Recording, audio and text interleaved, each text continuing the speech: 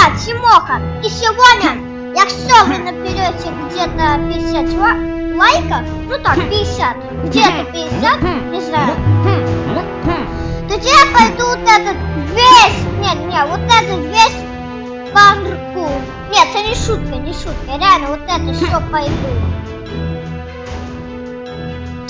Навіть якщо я там что-то не знаю. А вот это видео может дуже довго снятися. Ну, якщо ви наберете 50 лайків. Ну, короче, ви поняли. Так? Так, сядь, почекайте, мені нужно десь зробити.